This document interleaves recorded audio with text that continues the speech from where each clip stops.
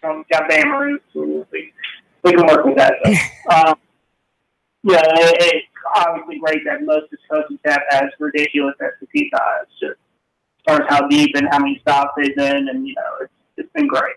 Yeah, and I don't want to spend a lot of time comparing coaching staffs, but I do want to say that it's pretty apparent that if when you look at what Butch Jones brought in when he came, he brought in his friends. Now, obviously, I would say that a lot of these guys are good friends with Jeremy Pruitt, and that's probably part of the reason why he brought him on. But maybe it's part of who you hang out with and who you coach with. But his staff definitely looks a lot more of the Lane Kiffin style staff that was brought in 2009 than the Butch Jones or Derek Dooley staff that was brought in either 10 or 13. Right. And, the thing with Butch was, the staff he brought in when he proclaimed it, this is the greatest coaching staff, that we could assemble. We all knew that was more from the outset, but at the same time, to be honest, when we look at it, his best years were with his own guys. There's something to be said for having guys Now, that said, with Pruitt, you just look at the stats, and it's guys that if you've been paying attention to SEC football for the last decade, these are guys Tracy Rockers is no body. He's the guy that made Nick Fairley who he was at Auburn. He even went and coached at the Titans for a bit. He went to UGA after that. I've heard some mixed reviews about his time there, but his credentials as a coach are through the roof. Same with Will Flynn. You got a guy that was an OC. And granted, it was at a non-Power 5 school, but you got to come be, your O-line coach here. So, it's just not a big difference. And it's not all his friends. And kind of like what you're saying. As far as when you look at these guys' credentials, it's the most confidence you can have in the coaching staff we've had at Tennessee since Lane Kiffin's year in 2009. When people a whole bunch of guys that, not sure how well they actually work together, but Lord, they were fun from a recruiting standpoint, from, generating excitement around the program standpoint. Yeah, and I think this is probably, and I think Tennessee fans, for the most part, have tried to temper their expectations after the last decade of just failure of coach after failure of coach. But I would say that I think, generally, most people are pretty optimistic with Jeremy Pruitt, and I don't know if that has a lot to do with the fact that Philip Fulmer is the one who made that decision to bring him in, or, it does feel nice to have a Tennessee guy being the ones making the decisions, and a guy who knows what it takes to win and win championships, albeit 20 years ago when he did it. It's still the formula for winning championships doesn't change. The way you do it may change, but the actual formula to do so doesn't. Right. And so I think Philip Fulmer, and you hear a lot about this too, and people say this, and I'll get your thoughts on this one too, this part too. The people think that, Fulmer, he got his shot at front as being an assistant, and maybe Fulmer was the kind of guy, and obviously the options were limited by the time he took over the coaching search, but maybe he's the kind of guy who wants to give an up-and-coming assistant, a highly touted assistant, an opportunity to be a head coach. Well, there's a lot of stuff going to hit on there, but as far as Fulmer, there's no question that having a guy like him is obviously as Tennessee as it gets, which, granted, in my opinion, as Tennessee fan, who, spent 4 years in Knoxville, there are people far more qualified to me to pass that take or that opinion along, but, I can just tell you as a fan, there's no question that Phil Fulmer saying that this is the guy I chose to be coach of Tennessee, a place I cared about literally my entire life. That just carries more weight than, a guy like Dave Hart or even a guy like Mike Hamilton.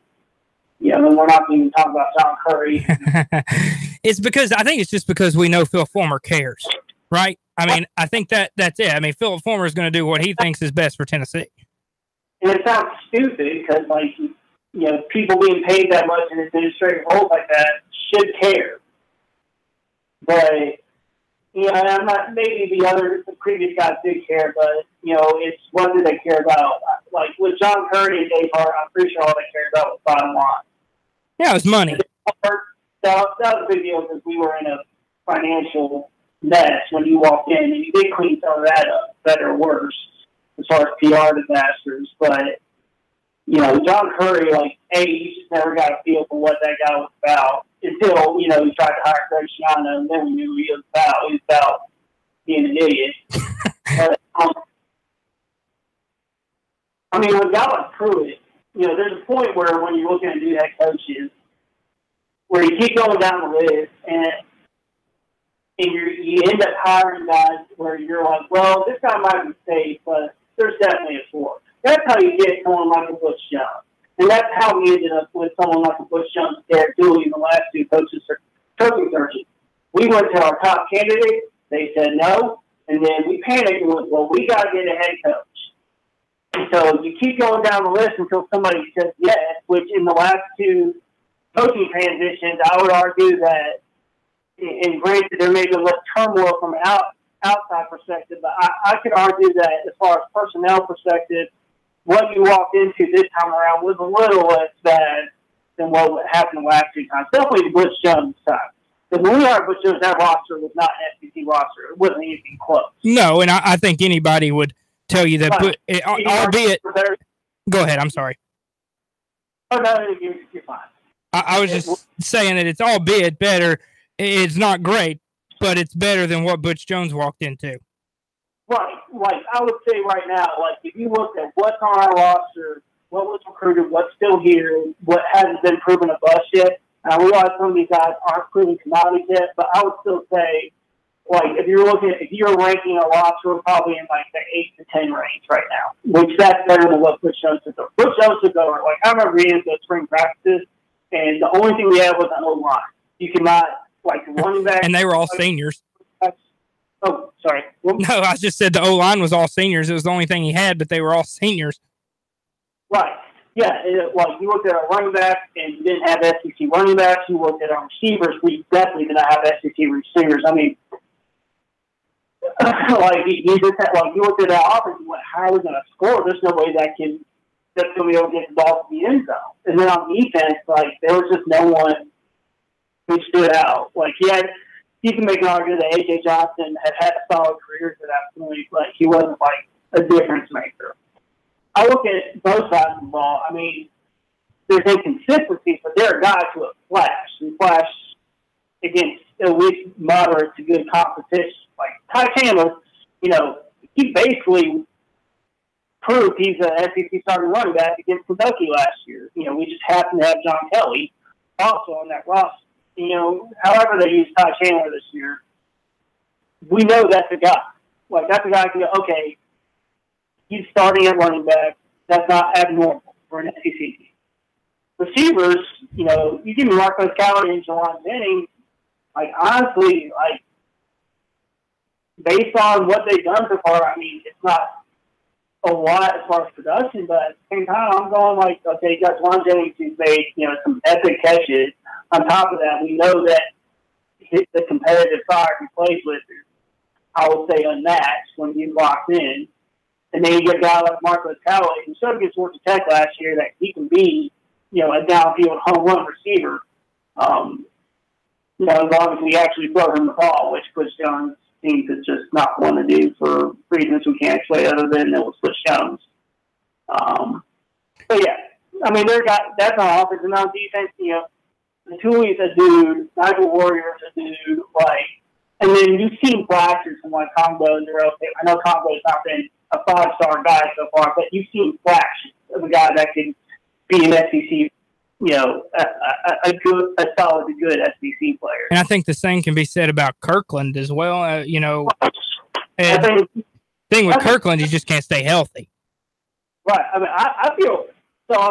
I feel great about our linebackers coming into this year, and that's even without J.J. Peterson coming in, which hopefully he will get the game. Well, Rush Prope says next week, so that's what Rush Prope says now.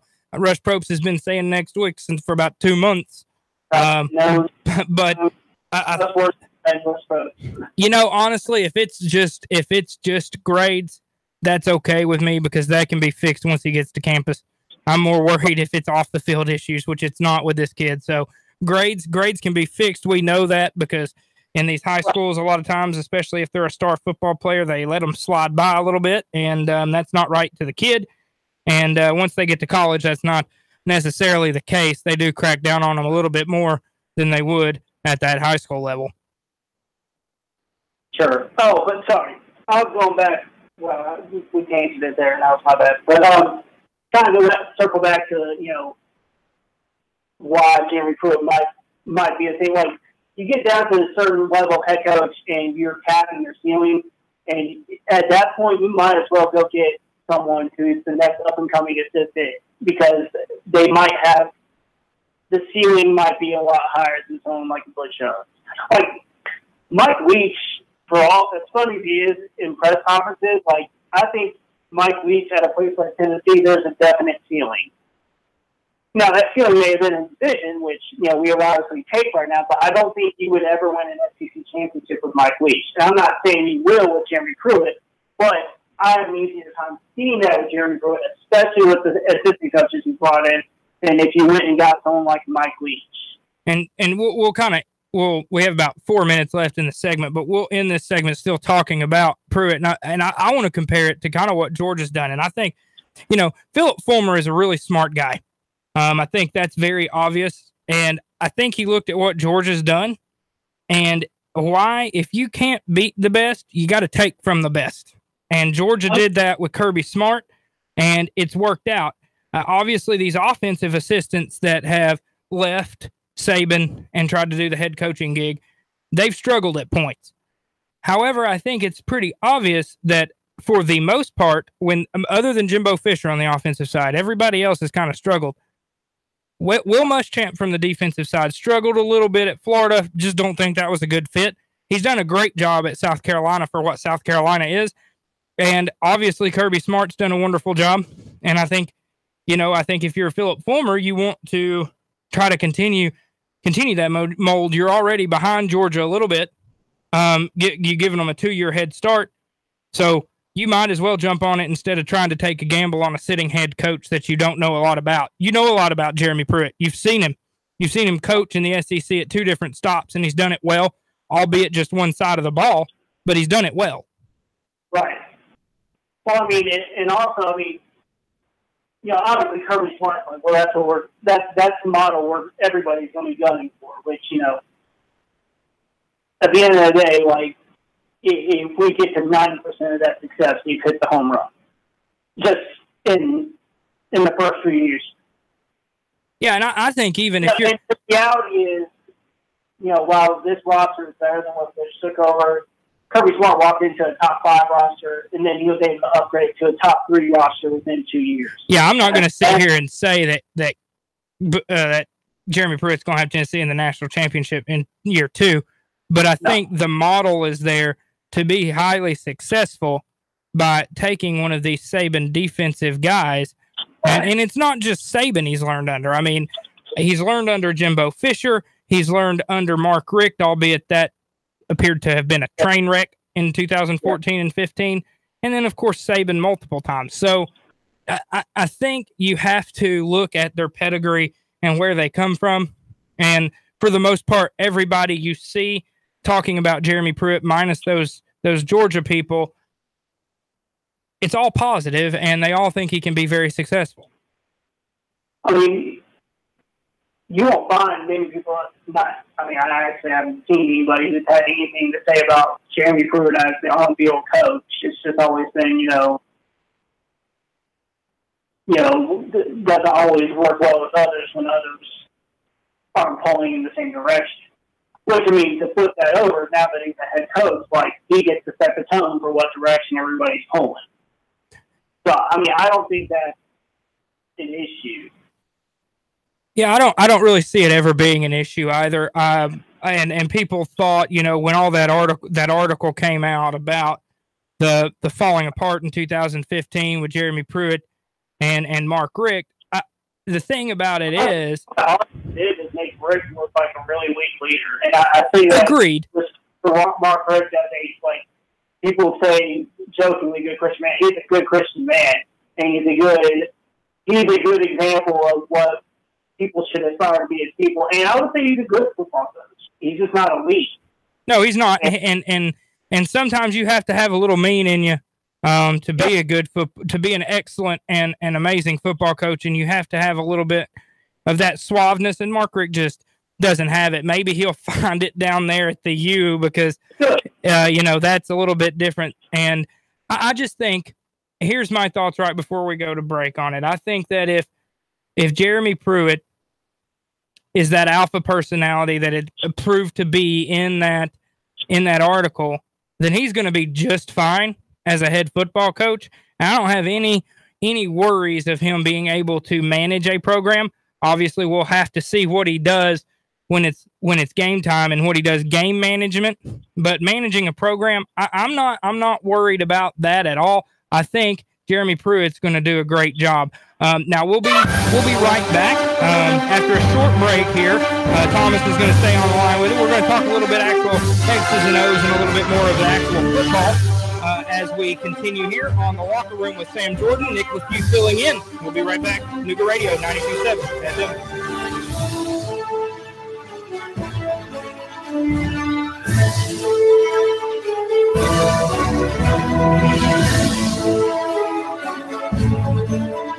Traffic, news, and information. Nuga Radio. Digital FM 95.3 HD4 and 92.7 FM. 3, 2, 1. Chattanooga Radio. Digital FM 95.3 HD4. 92.7 FM's news now. Authorities are still looking for 71-year-old Tommy Shannon, who went missing from Ray County on Tuesday. His family says he's diabetic and may have Alzheimer's. He was last seen driving a maroon Ford Taurus with the tag number 260VQR. If you know where he is, call police. Georgia congressional Democratic candidate Stephen Foster was convicted of driving under the influence this week. Dalton police stopped him on West Walnut Avenue because they say his headlights weren't on, despite it being 2 a.m. He blew a .018, several points over the legal limit. He is running as a Democrat against Republican Tom Graves for the 14th District. And in Bledsoe County, deputies say they saw a man acting suspiciously in a driveway. When they approached him, he took off running. Deputies say they discovered Michael Watson hiding under a mobile home, dragged him out, where they discovered hundreds of oxycodone pills and over $700 in cash. Val St. John for Nuga Radio, News Talk 92.7, Action News now. David Toulis, I made the move, 1 o'clock every weekday afternoon, 1 till 3, Nuga Radio. 92.7, Chattanooga weather.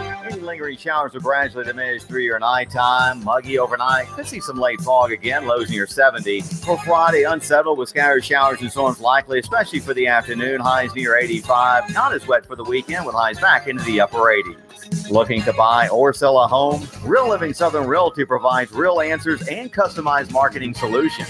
Serving the entire tri-state area, check rlsouthernrealty.com for more. And I'm Source E12 Chief Meteorologist Matt Report. Nuga Radio 92.7. I got my business up and running, and it's already expanding. I got lucky. Lucky because I found Signal Voice and Data. Signal Voice and Data can incorporate all of my business information sharing and communications seamlessly, keep my costs down, and let me work more productively with endless connectivity no matter where I might be.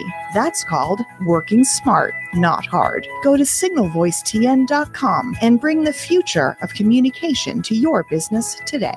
signalvoicetn.com. I live, work, and play in Chattanooga, the scenic city. But when it comes to my next car, truck, or SUV, I'm Alabama bound. Fort Payne, Alabama, and Landers McClarty Ford. Big city selection of new and pre-owned vehicles with the small town price and friendly service. Now, I'm not knocking my hometown, but when it comes to my next ride, I only go to Landers McClarty Ford of Fort Payne. Their selection is huge, but if I can't find what I want, they'll find it for me with the same low price, same great service, and only a short drive away. And I can go online to look around before I leave the house. Got that next dream ride in your head yet? Yeah, you do. Get a head start at Landers McClarty Ford of FortPayne.com. Don't just dream it, find it at Landers McClarty Ford of FortPayne.com.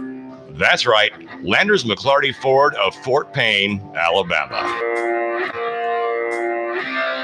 Nuga Radio. Roar into Talladega. Hello? Who am I speaking with? Eric. You're our winner. Really? You'll receive tickets for all 3 races between the Camping World Truck Series, Xfinity Series, and the Monster Energy Cup races. Holy cow. In addition, you'll receive a 2-night stay at the Microtel Hotel and restaurant accommodations at 2 area restaurants. Nuga Radio. Roar into Talladega. Nuga Radio. 92.7. Your NASCAR racing station. Nuga Radio 92.7 FM. Nuga Radio. 92.7. Do you hear that? That, my friend, is not what you're thinking. That is the new 2018 Indian Chieftain Dark Horse. Yeah, Indian. Indian motorcycle is more than a bike. It's an experience, an American icon. And Indian Motorcycle of Chattanooga is the only place you'll find their new 2018 line. Are you ready to ride? Join the club. Go to Indian Motorcycle of Chattanooga. Just look for the sign, 153 and Amnicola. Indian Motorcycle, the true American original. Call 423-875-3600 if you're looking to expand your professional look of your business. Then consider the vast opportunities that are available when you locate your office with the Rains Group family. Remember, it's location, location, location. And the Rains Group has the location for your professional office. Check out the spaces for lease at Executive Business Park on the Lee Highway. Small or large, we will build to suit your needs with the Rains Group. Call 423-875-3600 for the business professionals with the Rains Group.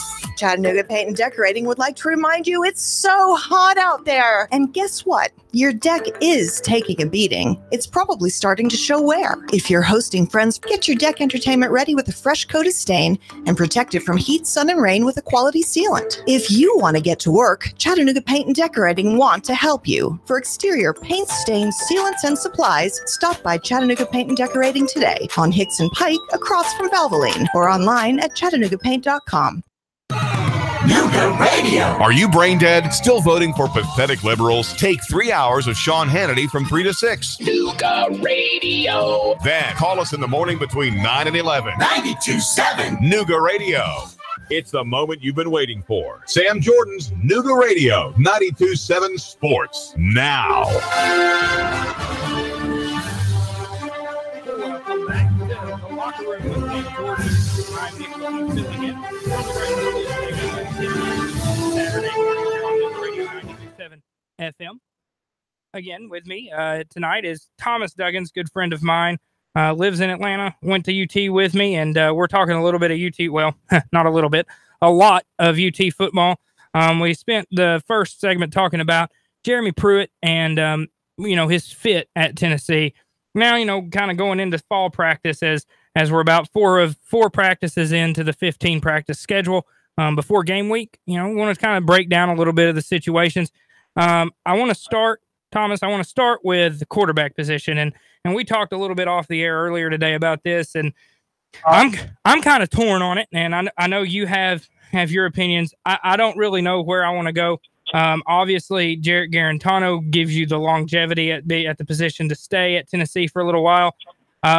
I guess I'm a little worried just because of what we saw last year, although I feel like we shouldn't worry about that too much since he was coached by a different staff.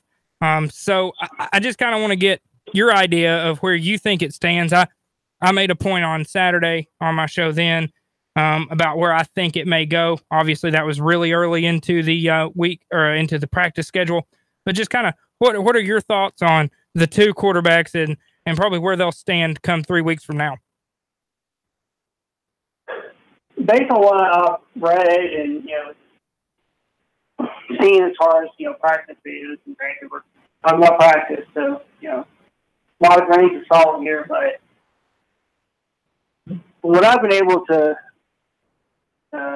determine, to me, it's got to be JG's job, Garantano's job. To me, Chris coming in for him to win the job, for him to win the job, he has to blow it out the water. It can't be close. And I just, and granted, this past week was the first week that Chris was in there. We're actually, practicing in the full environment with the team. But if you had to bet on Chris making an astronomical leap in 3 weeks, or Garantano continuing to just kind of steadily get a little bit better as he looks in the spring and as he apparently looked Sunday at the open practice. Like, to me, the more logical direction is Garantano's just going to keep getting a little bit better and better.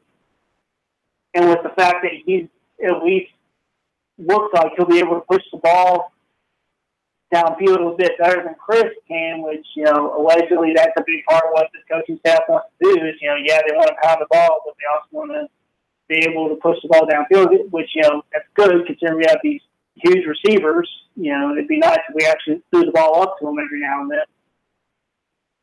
Like, to me, it's going to take it's more on Chris having to make a big leap, and then Garantano showing zero improvement over the next few weeks. And I just think the more logical thing is Garantano showing some improvement, and maybe Chris does look a little bit better than he's looked in these first couple of weeks. But, I mean, based on the guy we saw at Stanford, he was just a game manager.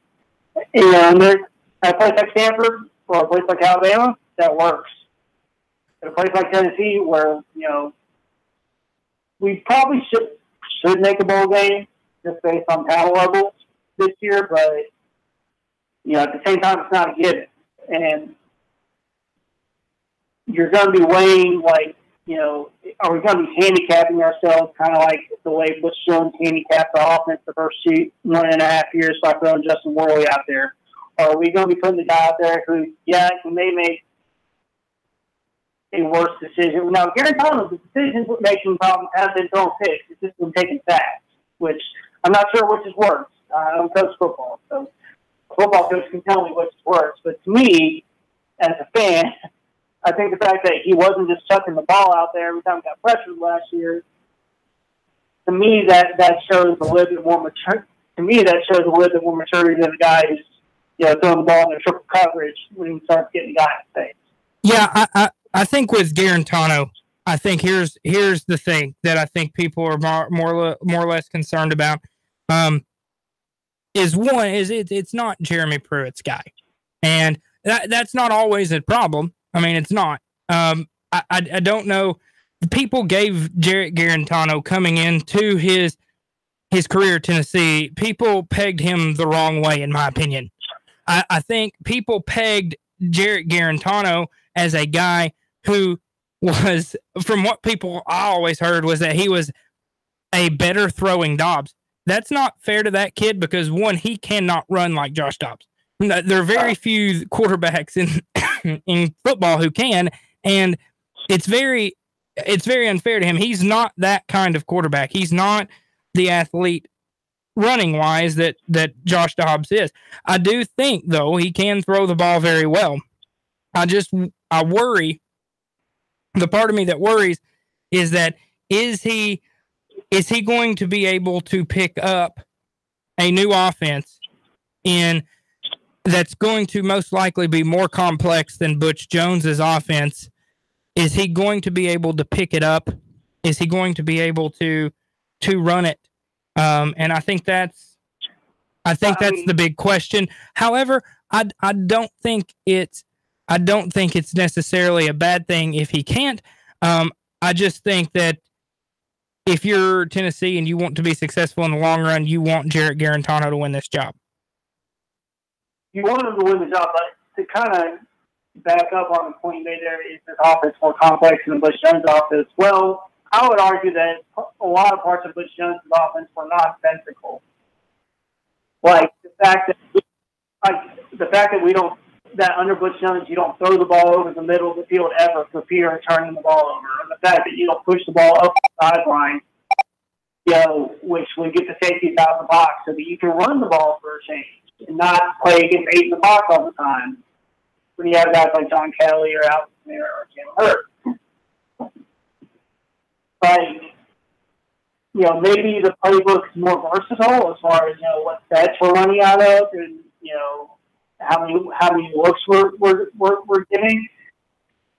But at the same time, like, I feel like a lot of times with Butch Jones' offense is it was offense designed for the quarterback to make 1 or 2 reads, but then there was nothing after that, and the quarterback just had to make it all up. And, like, that's why Josh Dobbs was so good because he can improvise like that, you know, and whether that has to do with his knowledge or just his God-given athletic ability, you know, that was Josh Dobbs.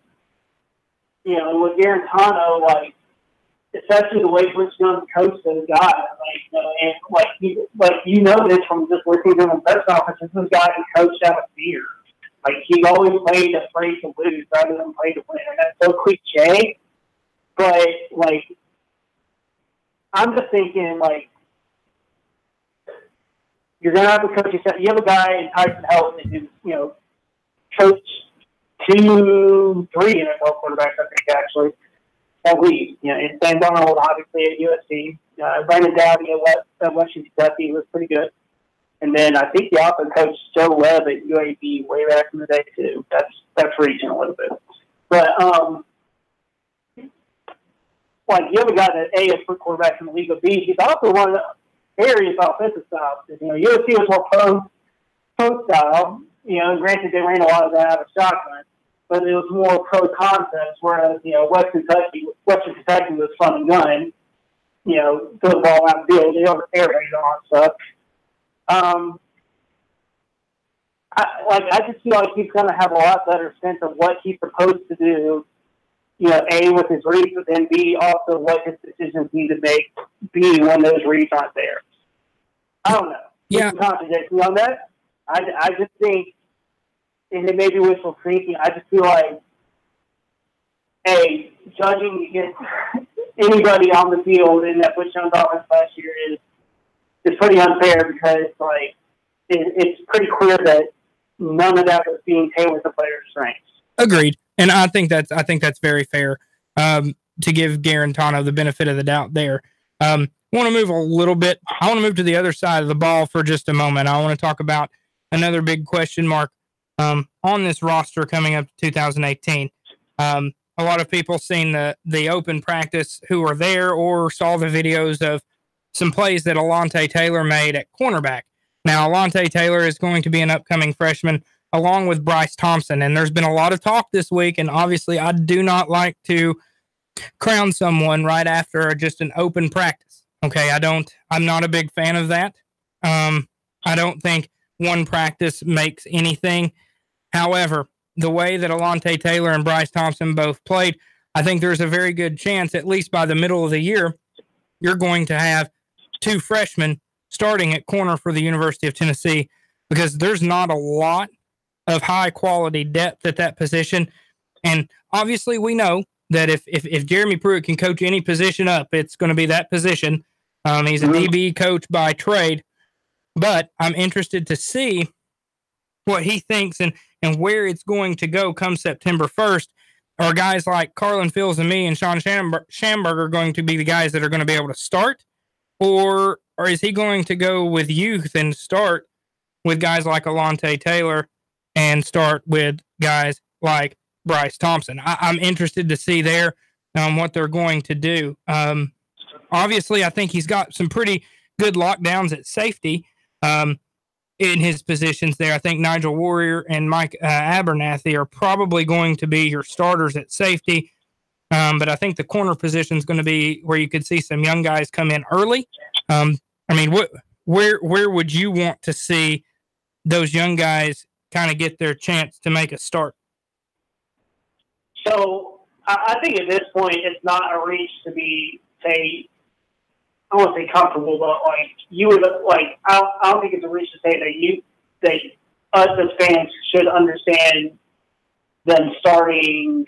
Like, should be like okay with them starting Alontae Taylor in the season over. Like, he clearly gives a level of athleticism that we don't have with other players back there. And he, you know, as evidenced by practice the other day, you know, he's got some ball skills, and that's not just a practice thing. That's based on his, you know, who he was as a high school player too, where he basically did everything for his high school team on offense. You know, this is a guy who just has a lot of natural playmaking ability, which that can translate to the defensive side of the ball, especially at a place like corner. You know, where you're asked to high point the ball, or you know, be able to read what a receiver's doing for it. I think Alontae, like, if I were hedging bets, I would say Alontae Taylor starting game one versus West Virginia, even against an air raid thing like that. just because, especially West Virginia, like I'm not sure how much you looked at that stuff yet, but you know they have a lot of bigger receivers. I think you're going to need guys that have ball skills because I think it's not going to be just your typical air raid with them where you know they're trying to get guys in space. I think they're going to be throwing the ball up down the sidelines and trying to win some jump balls. I think you're going to need guys who can high point a little bit there. And I think it's obvious that Alontae Taylor obviously has ball skills. Guy played mostly wide receiver in high school. So the guy's got ball skills. I think you're right there. I think Alontae Taylor is going to be the first guy that's going to get the option to, or going to get the ability to start from Jeremy Pruitt of those young freshmen. What's your opinion on young Bryce Thompson? So I mean, obviously him being a pick against Juwan Jennings in practice on Sunday looked really good. The other part about Alontae Taylor is he did go through spring, and granted that position switch happened mid-spring, but he's had a lot more time with that, and so that's another reason why I think he's starting West Virginia. Bryce Thompson, I think eventually he's your guy. No, I don't think he's your guy, or he's starting for West Virginia. He might be a guy that rotates in some. And while I would love for him to start because he has ball skills, and that's not based on practice. That's based on go off that kid. That kid has one of the best YouTube compilations of videos I've ever seen. It was like watching the Kamara tapes from when he was at JUCO. Like, he moves at a different pace than the rest of the players on the field. And obviously that is a trait you can absolutely take advantage of as a corner. It's just him only basically being here. I know he was running 7-on-7 over the summer, which, I'm sure that helps some as far as, picking up, pass defense. But at the same time, 11-on-11 works where you're going to get the full experience on that. And, it's just having this ball practice enough for him to be ready to go against the offense like West Virginia, which averaged like 350 yards passing last year or something like that. Probably not. You'll probably want at least someone like a Schamberger or somebody like Marco Osborne or somebody like someone like those two, starting to at least provide a sense of.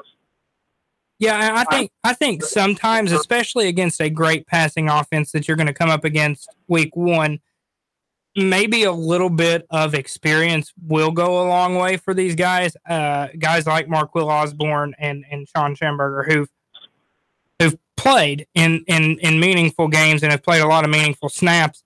I think that could help them, especially going into that first week. However, I agree with you. I think that by the midway point of the season, maybe after that tough stretch, or even going into Florida, you see those guys. Most of them started is that Florida game. Yeah, I think you're probably right because you get UTEP, you get ETSU and UTEP in between there to work on some things and to get things right. So I think you're probably right. I think they could come into Florida and start at that point, and you can have a true freshman corner duo going in. I think guys like Marquil Osborne and Schamberger would be an outstanding guy to have at the nickel position when needed, though, as well. So I think the depth, now that knowing that these freshmen might be able to come in and play a lot of meaningful snaps, might not be as bad as we first thought. Still can't have any injuries at that position, because if you do, you're in trouble, I think. But it's better than we thought. I'm not sure better than we thought is the right term, but I think you have a higher ceiling to make the problem. Because initially, back in spring, we didn't know we were getting Bryce Thompson yet. Right.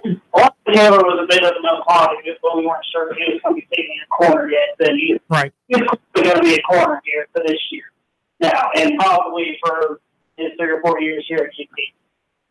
Bryce Thompson, he's just so dynamic as an athlete. Like, it's just hard to keep him off the field. And if corner's the spot where he's probably going to see the field earliest, then I think that's absolutely something you have to put in there, just because that is one of the biggest position groups on this roster where you can point to go, who are my game breakers there? Who are the guys that other teams maybe not initially have a game plan for, but have to start being wary of? And Marco Osborne, up to this point, has shown that. Schamberger has shown that so far. Every corner under Bush shows on that game does that. Never shows that. So, I mean, logic, or I'm going to say logic, but, the fan in you, but also the, what you see as far as, how guys move and how they play the game.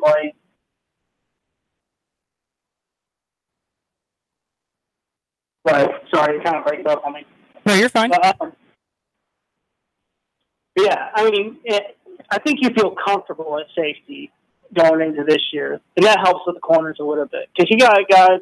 You have a lot of experience with safety going in, between Warrior, obviously, but then Abernathy's been doing this for 2 years now. Todd Kelly's been here for 8 years. And he's back, and at least from what I've read, he actually looks pretty good. He looks pretty healthy for the first time in a while, which is good. He's a guy that's always had some ball skills, so maybe Jimmy Pruitt takes advantage of that a little bit more. Kind of the point I'm getting at here is, this could be a situation where that opener is a disaster. And we get passed on all day, but at the same time, with the guys we've had, we've been getting passed on all day anyway. Yeah, and I think, you had one of the worst. Your pass defense it didn't look statistically as bad as it could have last year because your run defense was historically bad. So I think that honestly, the most important thing, we got about 1 minute left, but I think the most important thing is how good the front seven's going to be, and how important that's going to be, because before you can pass defend, you're going to have to be able to stop the run, and that front seven's going to have to be good. Quickly in the last 50 seconds, do you think the front seven's going to be able to make that transition to be able to be a lot better stopping the run? It can't be worse. That's true. That's honestly the perspective. There's a lot of stuff going into this year where it's I don't know how good we'll be, but the good news is it can't be worse. Yeah, I think you're right there. I think you're making a scheme change, which can always be tough, but I do think that realistically, with the defensive minds that are on this staff, I think you're going to see a lot improved run defense. I think it's going to be interesting to see what the pass defense is going to be like week 1 against probably the most prolific passing attack in the country in West Virginia. Well, Thomas, thank you for joining me this evening. I'll have you on my show before football season starts on a Saturday. Thank you again. This has been the Locker Room Show with Sam Jordan. I'm Nick LeFew filling in. Again, listen to my show 8 to 10 a.m. Saturday mornings on here, Nuga Radio 92.7 FM. Have a great night.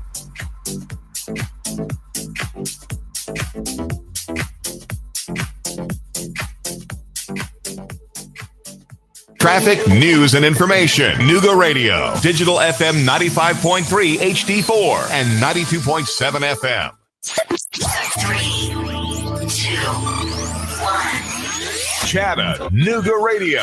Digital FM 95.3 HD4. 92.7 FM's news now. Georgia congressional Democratic candidate Stephen Foster was convicted of driving under the influence this week.